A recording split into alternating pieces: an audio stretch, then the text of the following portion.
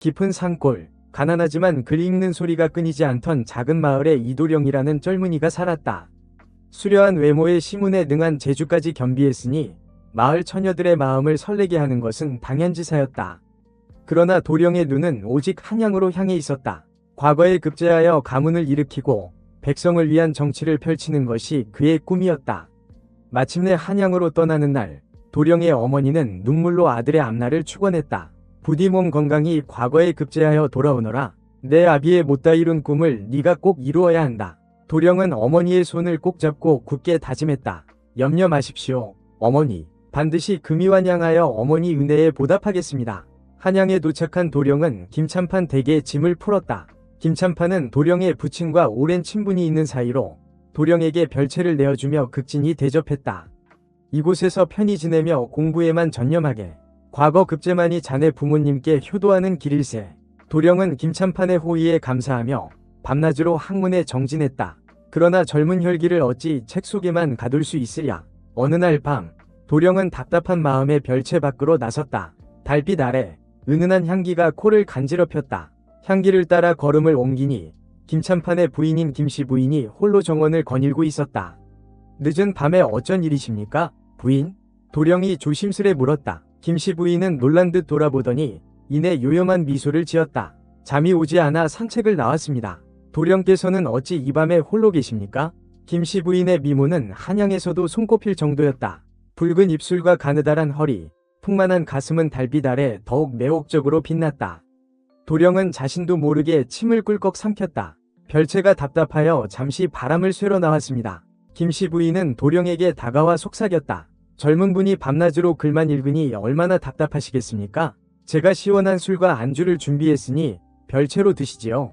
도령은 망설였지만 김씨 부인의 유혹적인 눈빛에 이끌려 결국 별채로 향했다. 별채 안은 은은한 촛불이 밝혀져 있었고 상위에는 먹음직스러운 안주와 술이 가득 차려져 있었다. 김씨 부인은 도령의 옆에 바싹 붙어 앉아 술잔을 권했다. 자, 한 잔 드시지요. 오늘 밤은 저와 함께 달을 벗삼아 회포를 푸시는 게 어떻겠습니까? 도령은 술기운에 김씨 부인의 아름다움에 취해 정신을 차릴 수 없었다. 김씨 부인은 도령의 귓가에 뜨거운 숨결을 불어넣으며 속삭였다. 도령님, 저는 밤마다 홀로 잠드는 것이 너무나 외롭습니다. 오늘 밤 저의 외로움을 달래주실 수 있겠습니까? 도령은 이성이 마비되는 것을 느꼈다. 김씨 부인의 손길이 닿을 때마다 온몸에 전율이 흘렀다. 결국 도령은 김씨 부인의 유혹에 넘어가 뜨거운 밤을 보내게 되었다. 다음날 아침, 도령은 숙취와 죄책감에 머리를 감싸 쥐었다.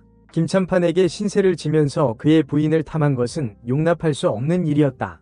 도령은 짐을 챙겨 김참판 댁을 몰래 빠져나왔다. 정처 없이 걷던 도령은 우연히 길가에서 아름다운 여인을 만났다. 그녀의 이름은 연화, 비단가게 주인의 첩이었다. 연화는 고운 얼굴에 슬픈 눈빛을 지닌 여인이었다. 도령은 연화에게 첫눈에 반했지만 그녀가 유부녀라는 사실에 망설였다. 낭자는 어찌 이리 슬픈 눈빛을 하고 계십니까? 도령이 조심스레 물었다. 연화는 한숨을 쉬며 대답했다. 저는 가난한 집안에서 태어나기 때문에 이 집에 팔려왔습니다. 사랑 없는 혼인 생활이 너무나 괴롭습니다. 도령은 연화의 사연에 가슴 아파하며 위로의 말을 건넸다. 두 사람은 매일같이 만남을 이어갔고 서로에게 깊이 빠져들었다. 도령은 연화에게 시를 지어 바치고 연화는 도령에게 아름다운 노래를 불러주었다. 그러나 두 사람의 비밀스러운 만남은 오래가지 못했다. 비단가게 주인은 연화와 도령의 관계를 눈치채고 분노했다. 감히 내 첩을 넘보다니 너를 가만두지 않겠다. 주인은 도령을 잡아 가두려 했지만 도령은 가까스로 도망쳤다. 도령은 연화와 헤어져야 한다는 사실에 절망했다. 그러나 어쩔 수 없는 일이었다. 도령은 연화에게 마지막 인사를 전하고 다시 길을 떠났다. 언젠가 꼭 다시 만나 행복하게 살 날을 기다리겠소. 연화는 눈물을 흘리며 도령의 손을 잡았다. 저도 도령님을 잊지 않겠습니다. 부디 몸 건강히 지내십시오. 정처 없이 걷던 도령은 어느덧 한적한 산길에 접어들었다. 깊은 산속에는 작은 암자가 하나 있었는데 도령은 그곳에서 잠시 쉬어가기로 했다. 암자에는 늙은 스님이 홀로 기거하고 있었다. 스님은 도령의 지친 모습을 보고 따뜻한 차와 밥을 내어주었다. 젊은이, 무슨 근심이 그리 깊은가? 스님이 물었다. 도령은 스님에게 자신의 사연을 털어놓았다. 스님은 도령의 이야기를 묵묵히 듣고 나서 말했다. 세상사 모든 것이 인연 따라 흘러가는 법. 너무 얽매이지 말고 마음을 비우게. 스님의 말에 도령은 큰 깨달음을 얻었다. 그는 욕망과 집착에서 벗어나 오직 학문에만 정진하기로 결심했다. 도령은 암자에 머물며 스님에게 가르침을 받고 밤낮으로 책을 읽었다. 그러던 어느 날 도령은 암자 근처에서 맑은 노랫소리를 들었다. 소리를 따라가 보니 아름다운 여인이 계곡물에 발을 담그고 시를 읊고 있었다. 그녀의 이름은 설아, 학식과 재능이 뛰어난 여인이었다. 설아는 도령에게 학문을 가르쳐주고 함께 시를 읊으며 즐거운 시간을 보냈다. 두 사람은 서로에게 깊이 빠져들었지만 설아에게는 이미 정혼자가 있었다. 설아는 부모님의 뜻에 따라 명문가의 자제와 혼인을 약속한 사이였다. 저는 이미 다른 분과 혼인을 약속한 몸입니다. 도령님과의 인연은 여기까지인가 봅니다. 설아는 슬픈 눈빛으로 도령을 바라봤다. 도령은 가슴이 미어지는 듯했지만 설아의 행복을 빌어주며 그녀를 보내주었다. 이도령은 설아와 헤어진 후 더욱 학문에 정진했다. 과거 시험이 다가올수록 그는 밤낮 없이 책을 읽고 또 읽었다. 마침내 과거 시험날, 이도령은 그동안 갈고 닦은 실력을 유감없이 발휘했다. 그는 뛰어난 답안을 작성하여 장원급제의 영광을 안았다. 과거에 급제한 이도령은 임금님 앞에서 자신의 포부를 밝혔다. 소신, 백성을 위한 정치를 펼쳐 이 나라를 부강하게 만들겠습니다. 임금은 이도령의 기계를 높이 사 그에게 중요한 직책을 맡겼다. 이도령은 벼슬길에 오른 후에도 초심을 잃지 않고 백성을 위해 헌신했다. 그는 부패한 관리들을 처벌하고 가난한 백성을 구제하며 억울한 일을 당한 사람들을 도왔다. 이도령의 명성은 온 나라에 퍼져나갔고 백성들은 그를 칭송했다. 그러던 어느 날 이도령은 우연히 설아의 소식을 듣게 되었다. 설아는 정혼자와 파혼하고 홀로 산속에 은거하며 살고 있다는 것이었다. 이도령은 한치의 망설임도 없이 설아를 찾아 나섰다. 험한 산길을 헤매고 다닌 끝에 이도령은 마침내 설아가 살고 있는 작은 초가집을 발견했다. 설아는 예전보다 수척해진 모습이었지만 여전히 아름다웠다. 설아야. 이도령은 설아의 이름을 부르며 달려갔다. 설아는 놀란 눈으로 이도령을 바라봤다. 도령님, 어찌 이곳까지? 설아는 말을 잇지 못하고 눈물을 흘렸다. 이도령은 설아를 품에 안고 다독였다. 이제는 아무 걱정 마시오. 내가 당신을 지켜주겠소. 두 사람은 지난날의 슬픔을 잊고 새로운 삶을 시작했다. 이도령은 설아를 아내로 맞이하여 행복한 가정을 꾸렸다. 설아는 이도령의 든든한 조력자가 되어 그가 백성을 위한 정치를 펼치는데 큰 힘이 되어 주었다. 하지만 이도령의 마음 한구석에는 여전히 김씨 부인과 연화에 대한 기억이 남아 있었다. 그는 그녀들과의 짧은 만남을 통해 욕망과 사랑, 그리고 삶의 진정한 의미에 대해 깨달았다. 이도령은 과거의 경험을 거울 삼아 더욱 성숙하고 지혜로운 사람이 되었다. 어느덧 세월이 흘러 이도령은 백발이 성성한 노인이 되었다. 그는 자신의 삶을 되돌아보며 회한과 감사의 눈물을 흘렸다. 그는 숱한 어려움과 유혹을 이겨내고 마침내 자신의 꿈을 이루었다. 그리고 그 곁에는 언제나 사랑하는 아내 설아가 함께였다. 이도령은 조용히 눈을 감으며 마지막 숨을 거두었다. 그의 곁에는 설아가 그의 손을 꼭 잡고 있었다. 이도령의 죽음은 온 백성의 슬픔이었다. 사람들은 그의 엄적을 기리며 그의 이름을 영원히 기억했다. 이도령이 김씨 부인을 만났던 날 밤, 별채 않은 묘한 긴장감이 감돌았다. 김씨 부인은 얇은 비단 옷차림으로 도령의 앞에 앉아 요염한 자태를 뽐냈다.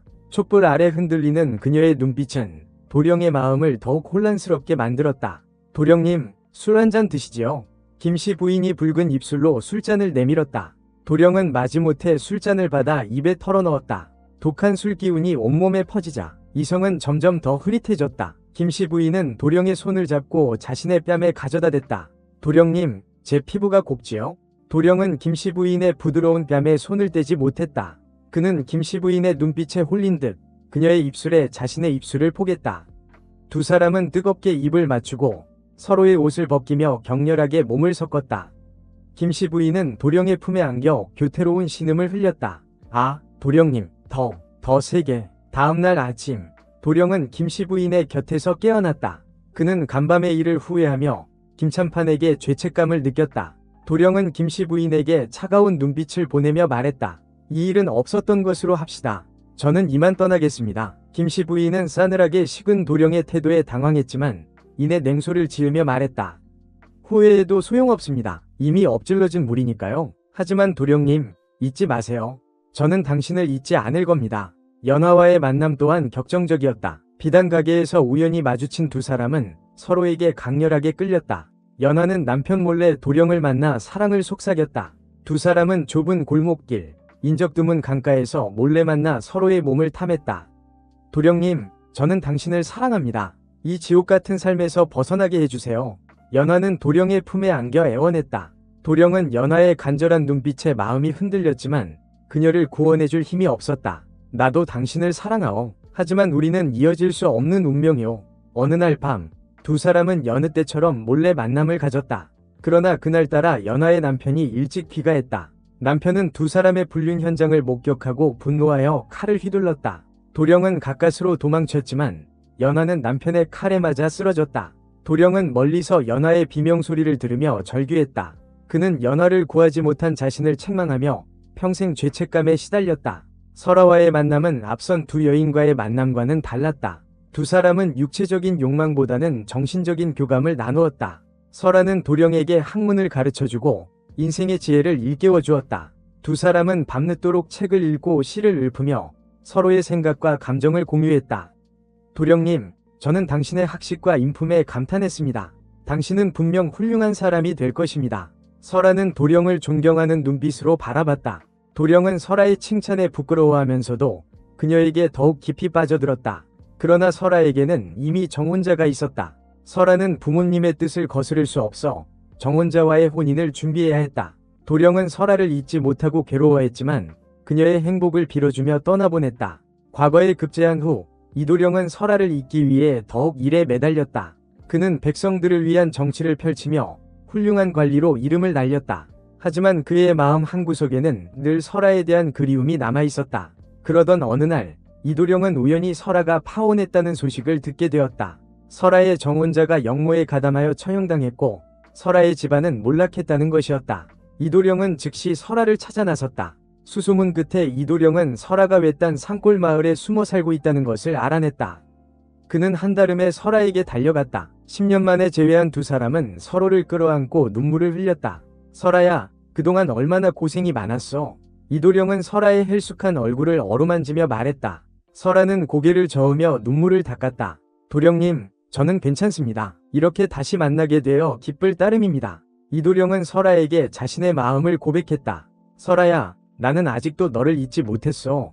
이제는 너를 놓치고 싶지 않소. 나와 혼인해주겠소? 설아는 감격스러운 눈빛으로 이도령을 바라봤다. 저도 도령님을 사랑합니다. 기꺼이 당신의 아내가 되겠습니다. 두 사람은 조촐한 혼례를 올리고 작은 집에서 함께 살기 시작했다. 이도령은 설아를 지극정성으로 아끼고 사랑했다. 설아 또한 이도령의 곁에서 그를 내조하며 행복한 나날을 보냈다. 이도령은 설아와 함께 살면서 진정한 사랑의 의미를 깨달았다. 그는 과거의 여인들과의 만남이 욕망에 이끌린 찰나의 쾌락이었음을 깨닫고 설아와의 사랑이야말로 자신의 삶을 지탱해주는 소중한 가치임을 알게 되었다. 시간이 흘러 이도령은 벼슬이 우의정에까지 이르렀다. 그는 여전히 백성을 위한 정치를 펼치며 청렴하고 강직한 관리로 존경받았다. 설아는 이도령의 곁에서 그의 정치적 조언자이자 가장 든든한 후원자가 되어주었다. 어느 날 밤, 이도령과 설아는 마당에 앉아 밤하늘을 바라보았다. 맑은 달빛 아래 두 사람의 얼굴에는 행복한 미소가 가득했다. 설아야, 당신을 만나 내 인생이 완성되었어. 이도령이 설아의 손을 잡으며 말했다. 설아는 이도령의 어깨에 기대며 속삭였다. 저도 당신을 만나 진정한 행복을 찾았습니다. 영원히 당신 곁에 함께할 것입니다. 두 사람은 서로의 눈을 바라보며 변치 않는 사랑을 맹세했다. 그들의 사랑은 세월이 흘러도 변하지 않았고 죽음도 그들을 갈라놓을 수 없었다. 이도령과 설아의 이야기는 오랜 세월 동안 사람들의 입에 오르내리며 진정한 사랑의 표본으로 남게 되었다.